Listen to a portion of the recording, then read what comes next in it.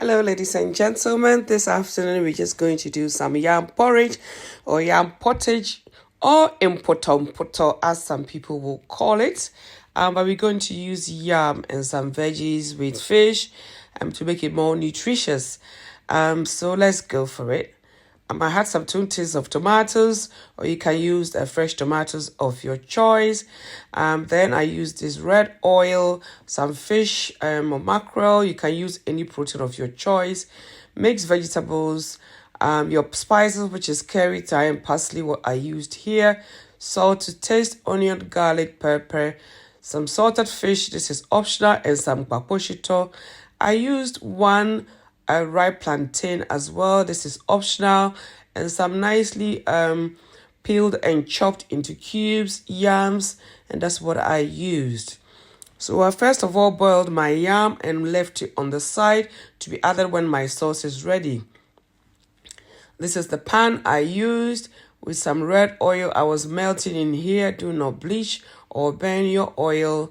So I added my salted fish. This is optional if you don't like salted fish, but I like the flavor, so I added some salted fish and fried it and added my onions. So I did not overcook my onions or over fried my onions because I like them to be nice and tender and I can pick them to eat. So I left it on fire, stirred it in between for about a minute, and then I added my pepper, ginger and garlic mix, which I grounded. You can blend it if you want it to be smooth, but I didn't want a very smooth paste, so I used my mortar and pestle to just put them together and add it to my onions with the oil on fire. You need to try and stir it in between so that you do not burn your sauce. So that's what I did here. Left it on fire and then added my tomato mix. So this is what I did here. You can use fresh tomatoes if that's what you prefer. So I poured the tomatoes in, stirred it in between.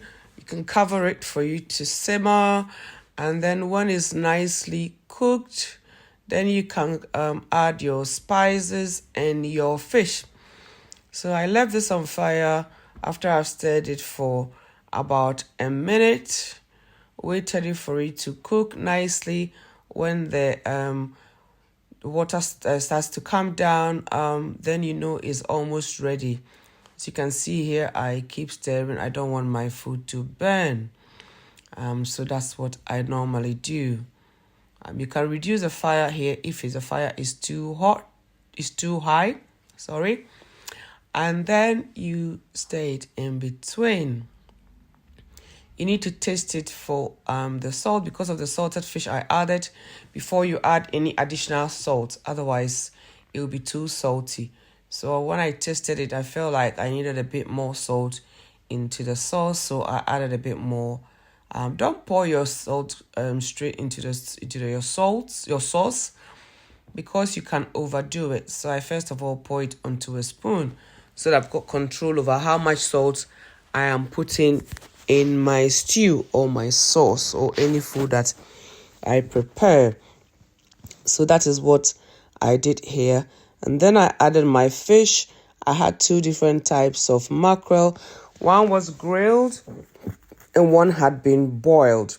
So I kept the stock of the fish when I boiled it because I'd done this a day before, deboned the fish and kept that in the fridge. So the stock was also kept in the fridge, which I will add to this sauce later on because it's a fish sauce that I'm doing. So I can add the fish stock to it.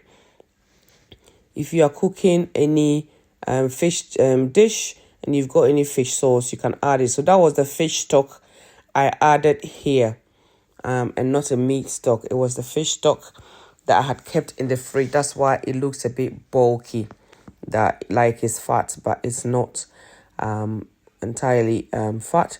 It was the fish stock I added to my sauce here to just loosen the sauce where I'm going to add the yam for everything to incorporate. So I left it on fire for a bit stirring in between and checking to make sure it's not burned. And then I added my spices, which was parsley and thyme. I later on added the curry powder towards the end of my cooking. But if you like other spices that you normally use, oregano and the rest, you can do so. So this was my pre-boiled yams that I added to my sauce. So I added all the yams to the sauce. And because it was pre-boiled, it didn't have to stay on fire in this sauce for a long time. So that was all packed in my sauce.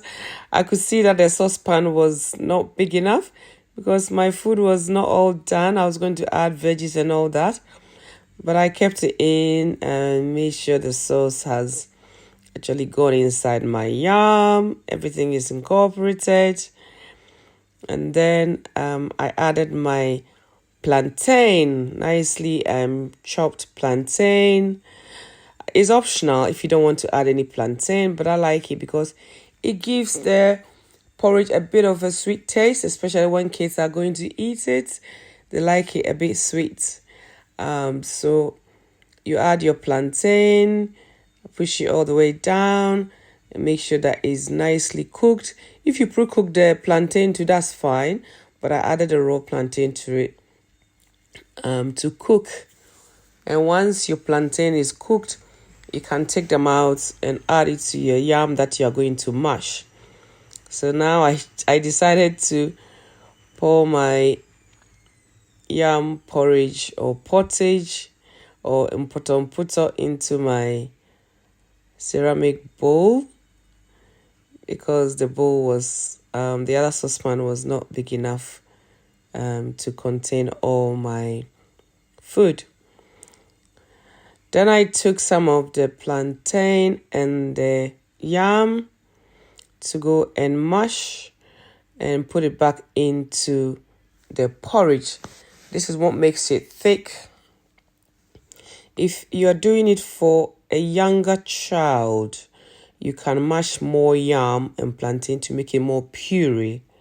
In that way, you need to really make sure there is no bone from the fish so that it does not choke your child. But adults were going to consume this food, so I didn't mash that much yam so that they can pick some of the chunks and eat. I then added my mixed vegetables. That was cauliflower, peas, some carrots, some beans into my porridge. I then cleaned the pot or the pan to make my food looks quite attractive. There's nothing like cooking and the pot and everywhere is quite messy, so I tend to clean in between for it to look good and nicely presentable. So this is what I did here. So I decided to add a little bit of the palm oil on top because I didn't add a lot from the beginning. So I just dropped some of the palm oil or the red oil on the porridge to melt it and makes it look quite nice. But if you don't want to add any more red oil, it's very optional. You don't have to. Or if you want to add olive oil, whichever one you decide to use, you can do that. I then garnished it with my paposhito, which is the small green peppers. That one is optional as well, but I like my food to look very colorful, so I added a bit more of the paposhito to my food. And this was my yam pottage ready. Ta-da! Ready to serve and enjoy. I dished some in a bowl and had some and give some to my neighbor, which she enjoyed very much. So I hope you're going to give this a try and then let me know. Thank you. Bye.